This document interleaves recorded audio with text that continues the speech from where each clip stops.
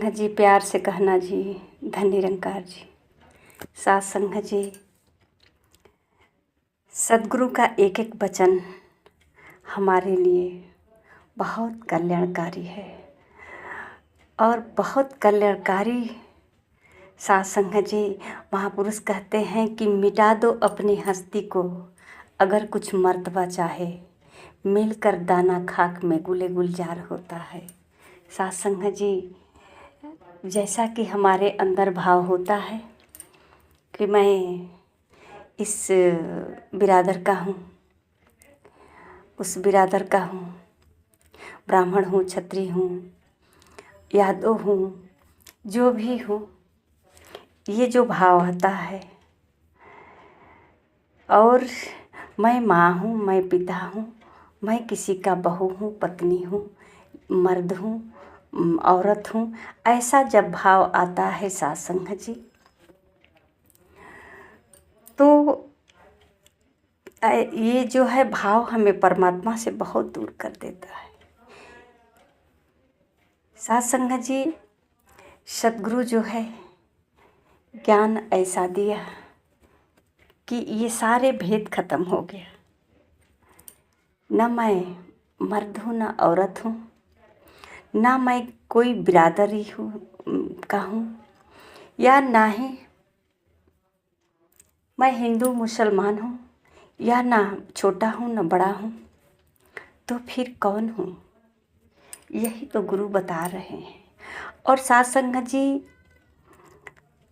जैसा कि हम राम कृष्ण का भजन कीर्तन गाते हैं, भगवान राम को कहते हैं, हमको जानकारी है, भगवान राम का भक्ति कर रहे हैं, भगवान कृष्ण का भक्ति कर रहे हैं, पर सात संगत जी, माता पार्वती को पता नहीं है भगवान राम के बारे में।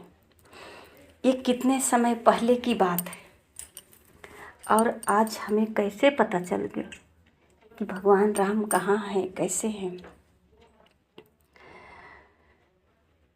माता पार्वती पूछ रही हैं भगवान शंकर जी से कि राम कौन है। सात संगत जी, अगर हम शास्त्रों को दोहराएं, तो शास्त्रों को दोहराएंगे तो कहीं न कहीं हमारा ये भक्ति भजन सब एक झूठा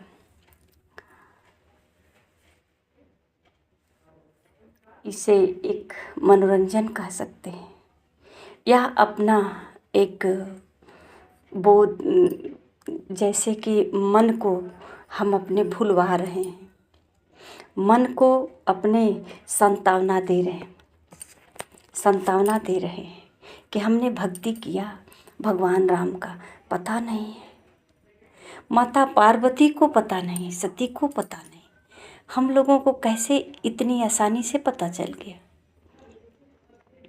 सात संगत जी, मैं कौन हूँ जो राम को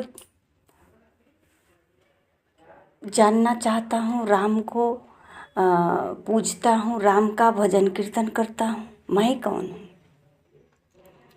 महापुरुष यही बता रहे हैं कि ये खोज कौन रहा है, इस खोजी को ढूंढिए।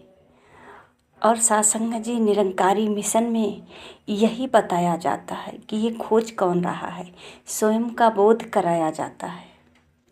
पहले अपनी पहचान कर, अपनी पहचान तो है नहीं, भगवान को कैसे पहचानेगा। सात संगत जी, ब्रह्म ज्ञान इतना ऊंचा महान स्तर पे आज जो है सतगुरु की ही कृपा है, जो ब्रह्म ज्ञानी बना दिया। जो संत महापुरुष जिसके जीवन में आए, उसका जीवन तो सात संगत जी सुलभ कर दिए। इस निराकार पार ब्रह्म परमेश्वर से नाता जोड़कर, जिसका जीवन हर समय वो कहीं रहे,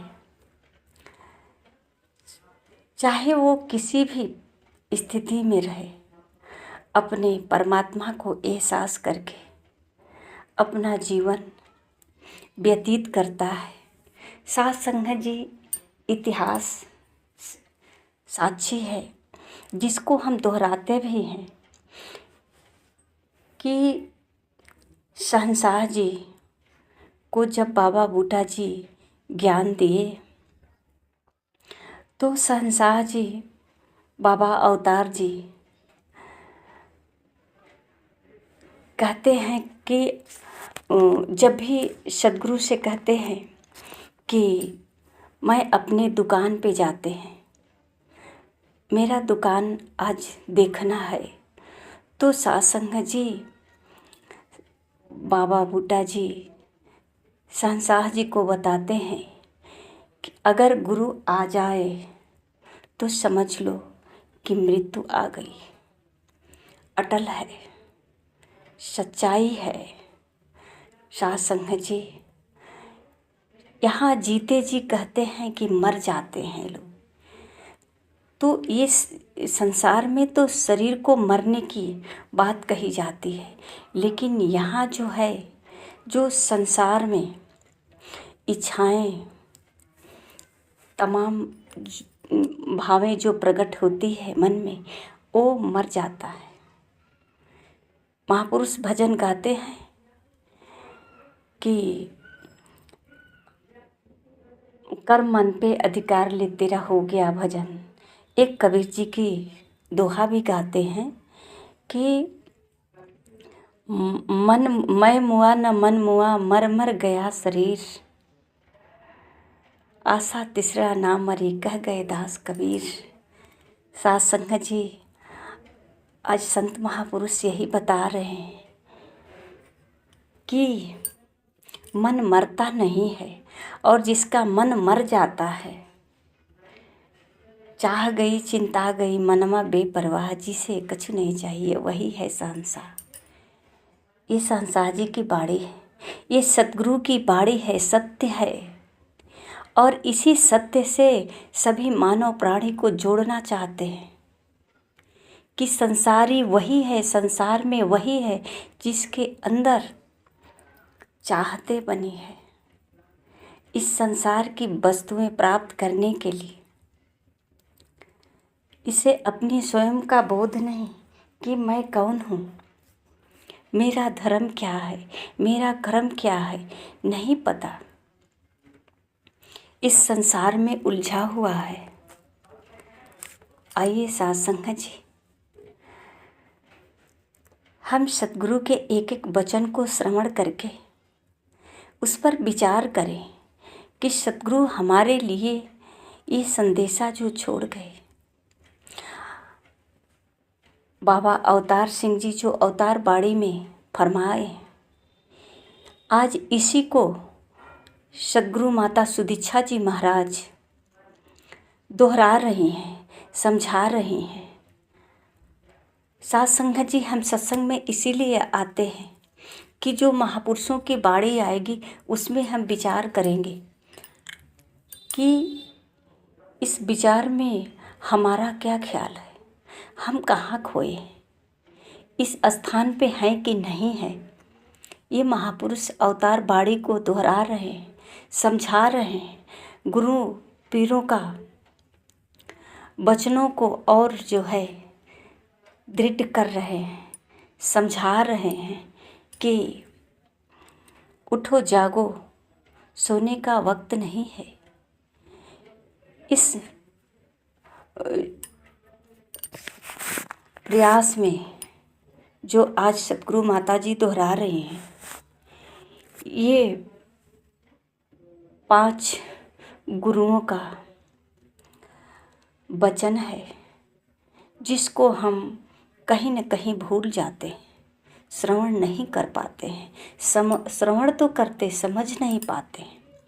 आज माता जी यही बता रही हैं कि इसे समझ पाए कि नहीं, हम एक को जानकर एक मानकर हुए कि नहीं, हम अपनी हस्ती को मिटा पाए कि नहीं, हम अपने को समझ पाए कि नहीं।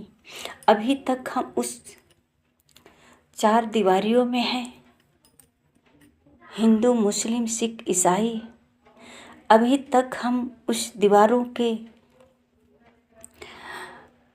आड़ में हैं जो ऊंच नीच, छोटा बड़ा, अमीरी गरीबी, अपना पराया, इन सब दीवारों से टकरा रहे हैं या इनसे ऊपर उठ गए। साध संगत जी, बाबा बूटा सिंह जी सारे दीवार गिरा चुके, जिसका आज महापुरुष उदाहरण देते हैं, समझाते हैं। और साध संगत जी, ये जो इतिहास पढ़ते हैं आज भी इसको समझाते हैं कि इस महापुरुषों को